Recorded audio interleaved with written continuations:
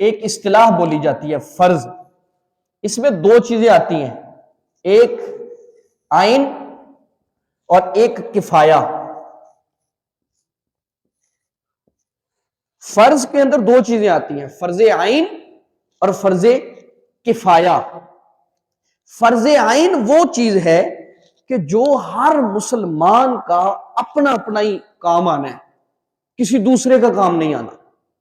اور فرض کفایہ وہ ہوتا ہے کہ کوئی ایک گھر میں کر لے تو وہ سارے گھر والوں کی طرف سے ہو جاتا ہے۔ اب ہماری ترجیح دیکھیں، اب یہاں پہ فرض عین میں کیا چیزیں آتی ہیں؟ نماز آتی ہے، روزہ آتا ہے رمضان شریف کا، حج آتا ہے اگر طاقت رکھتے ہیں، زکوٰۃ آتی ہے، یہ فرض عین ہے سارے۔ نماز ظہر کی میں نے پڑھنی ہے، میری جگہ پہ کوئی اور نہیں پڑھ سکتا، میری نماز کا مجھے ثواب ملنا ہے، وہ میں پڑھوں گا تو نظام چل رہا ہے، نہیں تو نہیں چلنا۔ لیکن کفایہ میں کچھ چیزیں اور ہیں، جنازہ جیسے، یہ اگر گھر میں سے کوئی ایک بھی کر لے، کوئی ایک بھی پڑھ لے تو سارے گھر والوں کی طرف سے ادا ہو جاتا ہے۔ محلے میں سے کوئی ایک پڑھ لے، محلے والوں کی طرف سے ادا ہو جاتا ہے۔ ایون کہ اگر پوری بستی میں سے کوئی ایک پڑھ لے ان کی طرف سے ادا ہو جاتا ہے۔ ہم دیکھیں کہ ہماری جو 5 نمازیں ہیں ان پر ہماری تعداد کتنی ہوتی ہے، اور جو فرض کفایہ ہے اس پر ہماری تعداد کتنی ہوتی ہے۔ غور کریں کہ جو میرے اوپر اتنا فرض ہے کہ میں اپنے گھر والوں کی نمائندگی کے طور پر پڑھ رہا ہوں، اس پر ہم ایک اچھا بھلا رش دیکھتے ہیں، اور جو ہمارے اوپر فرض کی گئی ہے، جو ہمارے پڑھنے سے ہی پڑھنی ہے، ہمارے پڑھنے سے ہی ادا ہونی ہے، ان میں ہمیں لوگ ہی نہیں نظر آتے۔ یہ عین تھا۔ عین کا مطلب جو کرے گا وہی اس کا ثواب پائے گا، کوئی اس کا دوسرا نہیں حل نکال سکتا کہ کوئی میری جگہ پہ جا کے فجر پڑھ دے، ظہر پڑھ دے، عصر پڑھ دے، مغرب عشاء، نہیں، میری جگہ پہ جا کے کوئی جنازہ پڑھ سکتا ہے، میرے گھر والوں میں سے کوئی پڑھ سکتا ہے، میرے محلے داروں میں سے کوئی پڑھ سکتا ہے، میری بستی والوں میں سے کوئی پڑھ سکتا ہے، اور وہ پڑھے گا تو ثواب مجھے بھی مل جائے گا، میں گھر بیٹھا ہوں مل جائے گا۔ لیکن میرے بھائی، ان میں سے اگر کوئی چیز رہ جاتی ہے تو وہ میرے گھر والے نہیں کر سکیں، وہ مجھے خود ہی کرنی ہے۔ اسی طرح سنت ہے، ایک سنت ہوتی ہے مؤکدہ اور ایک ہوتی ہے غیر مؤکدہ۔ یہ صرف آج آپ کو تھوڑا سا جھلک دکھا رہے ہیں، انشاءاللہ کل سے باقاعدہ ہم وہ سکرین پہ پڑھیں گے۔ مؤکدہ وہ چیز کہ جس کے اندر تاکید آ جاتی ہے۔ مثال کے طور پر کسی کو چیز لینے بازار بھیج دیا ہم نے اس کو گھر سے جاتے ہوئے کہا بیٹا یہ چیز بھولنا نہیں، ایک لسٹ بنا کے دی نا، یہ لے آنا، اس میں سے کوئی چیز بہت ہی خاص ہی، کہا بیٹا یہ نہیں بھولنا، ٹھیک ہے باجی، وہ بازار چلا گیا۔ پھر اس کو کال کر کے کہا بیٹا یہ چیز یاد سے لے کر آنا، یہ ہوتی ہے تاکید، بار بار کوئی کام کہنا، یہ ہوتی ہے تاکید۔ اور ایک ہے غیر مؤکدہ، اچھا لے آؤ یار، اگر یاد رہ جائے تو لے آنا، اگر سامان زیادہ ہو تو کوئی بات نہیں، اگر رہ بھی جائے تو، لیکن تاکید نہیں ہے۔ یہی ہے ظہر اور عصر کی سنتوں کا معاملہ، یہی ہے۔ مؤکدہ کے اندر نبی مکرم صلی اللہ علیہ وسلم نے ظہر کی سنتوں کو مؤکدہ قرار کیوں دیا فقہائے کرام نے ان کو، کہ رسول اللہ صلی اللہ علیہ وسلم نے یہ سنتیں تاکیدن پڑھی۔ تاکیدن کا مطلب بالکل پڑھی، کبھی نہیں چھوڑی، کبھی کوئی صورتحال ایسی پیدا ہو گئی تو وہ رہ گئی ہوں، ادروائز کبھی بھی نارمل کنڈیشن میں اللہ کے نبی نے یہ سنتیں نہیں چھوڑی، پڑھی ہے اللہ کے رسول صلی اللہ علیہ وسلم نے۔ اس لیے ان کو فقہائے کرام نے مؤکدہ کا نام دیا، تاکید کا نام دیا، کہ ظہر کی سنتیں یہ پڑھنا یا فجر کی سنتیں پڑھنا یہ ہمارے اوپر لازم قرار دے دیا گیا، کیونکہ رسول اللہ نے کبھی عام حالت میں چھوڑی نہیں صلی اللہ علیہ وسلم۔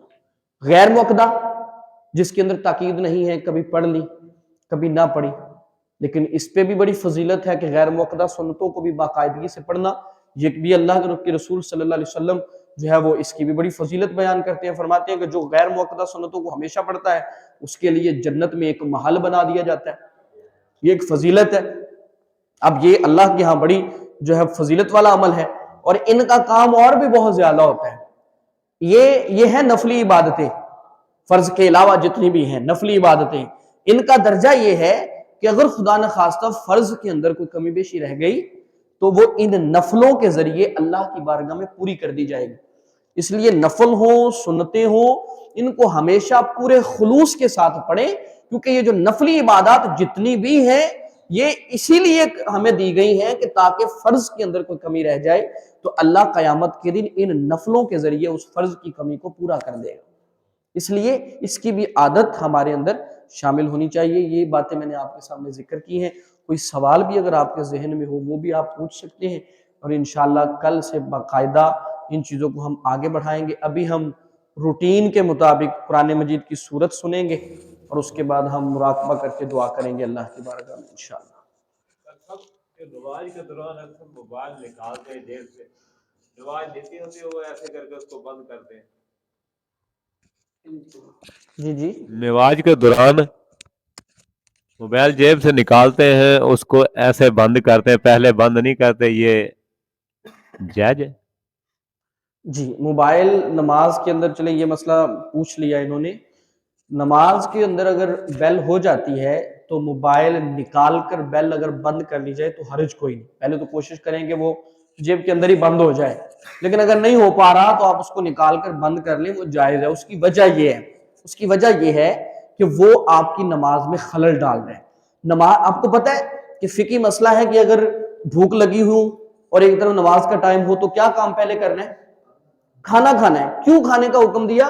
کہ ذہن کھانے کے پیچھے لگا رہے گا اور نماز میں یکسوئی نہیں رہے گی، توجہ نہیں رہے گی، اٹینشن نماز کے اندر جو اللہ رسول کی طرف ہونی تھی وہ نہیں ہے، اللہ کی طرف وہ توجہ نہیں ہے۔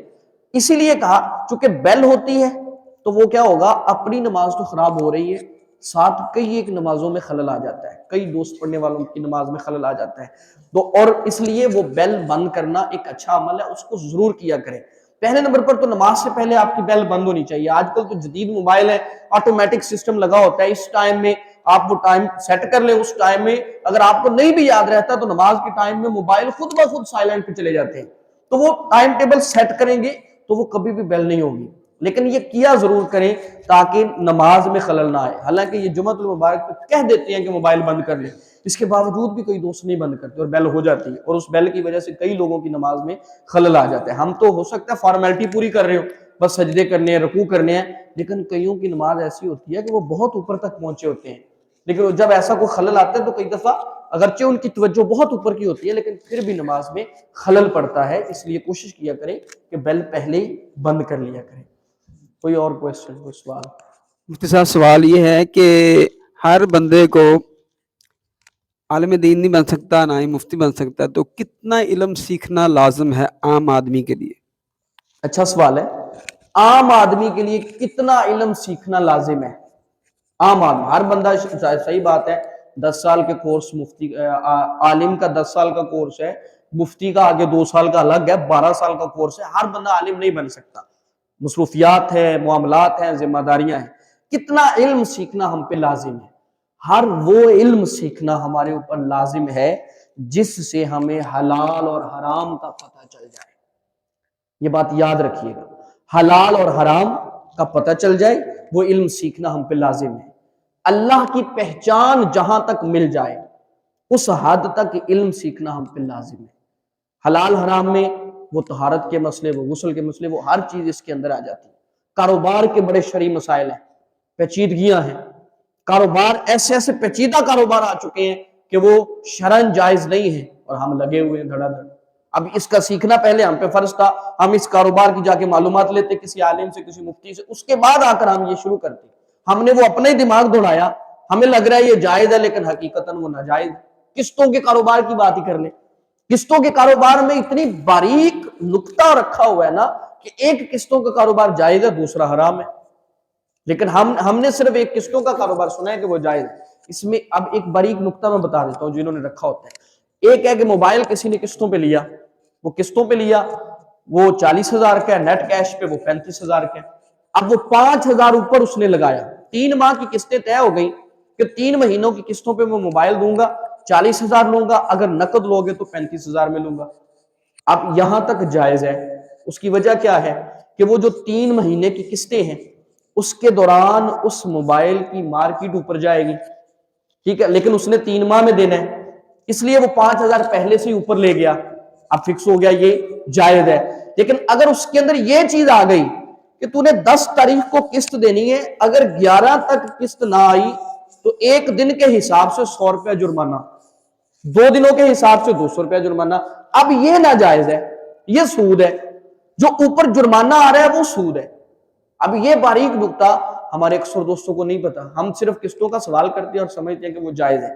ہاں وہ جائز ہے جس میں جرمانہ ایڈ نہیں ہوتا. اچھا بھائی کوئی کمی بیشی ہو گئی تو معاف کر دینا, میں انشاءاللہ اگلی قسط تک پے کر دوں گا, یہاں تک جائز ہے. لیکن اگر جرمانہ ایڈ ہو جائے گا تو وہ حرام ہو جائے گا. یہ مسئلہ ہم سب کے ذہن میں ہونا چاہیے.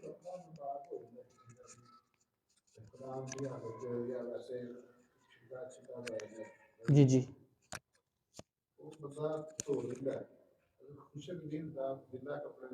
جی جی ہو جاتی ہے. اگر ناپاکی لگی ہے کپڑے پر اور وہ کپڑا ہم پاک کر لیتے ہیں, اب وہ گیلا ہے, ٹھیک ہے, گیلے ہونے کی صورت میں خشک نہ بھی ہو تو وہ پاک ہو جاتا ہے, چونکہ ہم پاک کر چکے ہیں, جو غلاظت تھی وہ نکل چکی ہے. اب وہ صرف ایک گیلا کپڑا ہے تو وہ اس حالت میں وہ کپڑا پاک ہوتا ہے, اس میں کوئی ناپاکی نہیں رہتی. جی احتیاطاً 3 بار دھوئیں, لیکن اگر آپ کو پتا ہے کہ جو آپ پانی کا پریشر آپ اس کے اوپر ڈال رہے ہیں اس کی وجہ سے وہ ایک بار ہونے سے بھی وہ پاک جو ہے وہ پاک ہو جائے گا تو پھر تو ٹھیک ہے. جیسے ٹیوب ویل ٹربائن ہے ان پہ اگر ہم دھوئیں تو ایسا ہو جاتا ہے, لیکن احتیاطاً یہ ایک اچھا عمل ہے کہ ہم اس کو 3 بار دھوئیں تاکہ ہماری تسلی بھی ہو, دل بھی پرسکون ہو اور وہ کپڑا بھی اچھے سے پاک ہو جائے.